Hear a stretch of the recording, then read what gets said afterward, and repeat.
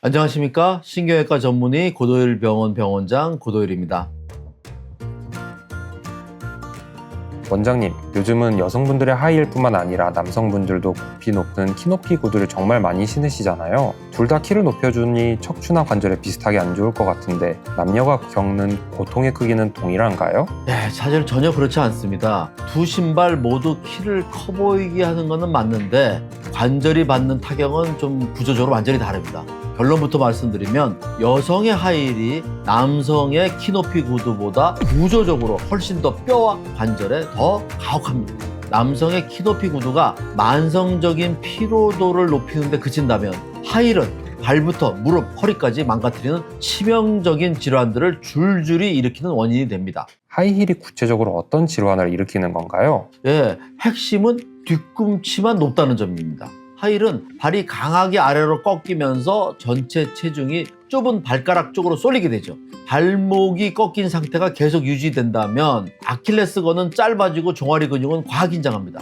게다가 몸이 쏠리다 보니까 넘어지지 않게 하려고 무릎을 자동으로 굽히게 되고 이로 인해 슬개 대퇴 관절 압력이 20-30%나 크게 증가해서 관절염 위험이 커집니다. 결국 무너진 균형을 잡기 위해서 고관절이 굽혀지고 허리를 억지로 뒤로 젖히게 되면서 요추 전만증과 심각한 요통까지 유발하는 도미노 현상이 일어나는 겁니다.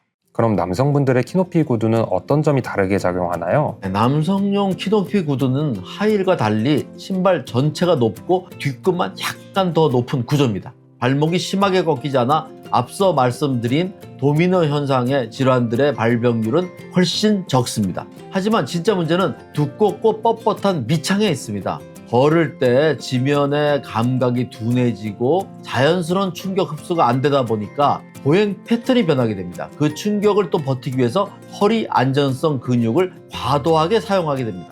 그래서 특정 질병보다는 허리 전체가 피로가 크게 쌓이게 되는 겁니다. 원장님, 두 신발의 구조가 다르다면 우리 몸을 망가뜨리는 순서도 서로 다른가요? 네, 아주 흥미롭게도 거의 역방향으로 진행된다고 보시면 됩니다. 먼저 여성의 하이힐은요, 충격이 아래에서부터 위로 올라갑니다. 그래서 뒤꿈치가 들려서 발목이 가장 먼저 타격을 받고요. 그 안전성을 몸이 억지로 보완하다 보니까 무릎, 허리, 고관절, 그래서 최종적으로는 거북목처럼 목까지 연쇄적으로 무너지게 되는 거죠. 반면 남성의 키높이 구두는 두꺼운 밑창 때문에 지면 감각이 감소하고 보행 패턴이 뻣뻣하게 변합니다. 우리 몸은 이 뻣뻣한 걸음걸이를 버티기 위해서 허리의 안정성 근육을 가장 먼저 과도하게 사용하게 됩니다. 그래서 남성분들은 허리에서 시작해서 고관절, 무릎 순으로 피로가 위에서부터 아래로 내려오면서 정작 발목에는 영향이 가장 적은 역전 현상이 일어납니다. 망가지는 순서가 위아래로 정반대이니 꼭 해야 하는 운동법도 완전히 다르겠네요. 네, 맞습니다. 원인이 다르니 해결책도 달라야 합니다. 하이힐을 신는 여성분들은 가장 먼저 타격을 받는 곳, 즉 지속적인 꺾임으로 짧아진 아킬레스건과 과긴장된 종아리 근육을 풀어주는 것이 최우선입니다. 계단이나 턱 끝에 서서 발 뒤꿈치를 아래로 지그시 내리는 스트레칭을 수시로 해주셔야 합니다. 반대로 키높이 구두를 신는 남성분들은 두꺼운 밑창 때문에 무너진 발바닥의 고유 수용 감각을 깨우고요. 약화된 발 내재근을 살리는 것이 중요합니다. 앉은 자세에서 수시로 골프공으로 발바닥을 강하게 굴려서 아치를 마사지 해주고요. 가장 피로가 먼저 쌓이는 허리 근육을 가볍게 이완시켜 주어야 척추로 가는 부담을 끊어낼 수 있습니다. 원장님, 그럼 망가진 몸을 회복하려면 집에서 구체적으로 어떤 운동을 해야 할까요? 네, 우선 하이힐을 신는 여성분들은 짧아진 근육을 늘려주고 꺾인 허리를 바로잡는 3가지 운동이 필요합니다. 첫 번째, 수건 당기기입니다. 바닥에 앉아서 다리를 뻗고 수건을 발볼에 건 후에 몸쪽으로 지그시 당겨줍니다. 뻣뻣해진 종아리 비복근이 시원하게 이완됩니다. 두 번째로, 계단 스트레칭입니다. 계단 끝에 발에 앞꿈치만 걸치고 서서 뒤꿈치를 아래로 꾹 내려주세요. 하이힐 때문에 가장 많이 짧아지는 아킬레스건을 늘리는데 최고입니다. 세 번째로 브릿지 자세입니다. 바닥에 누워서 무릎을 세우고 엉덩이를 들어 올리세요. 억지로 젖혀져서 뻐근해진 허리를 안정화시켜주면서 약해진 둔근을 강화시켜줍니다. 남성분들은요, 무너진 발바닥 감각을 깨워주고 발목 관절 피로를 풀어주는 3가지 운동에 집중하셔야 됩니다. 첫 첫 번째로 발바닥 공굴리기입니다. 딱딱한 밑창 탓에 퇴화된 발바닥 내재근을 깨우기 위해서 골프공을 발바닥 아치 밑에 두고서 체중을 실어서 강하게 눌러주세요.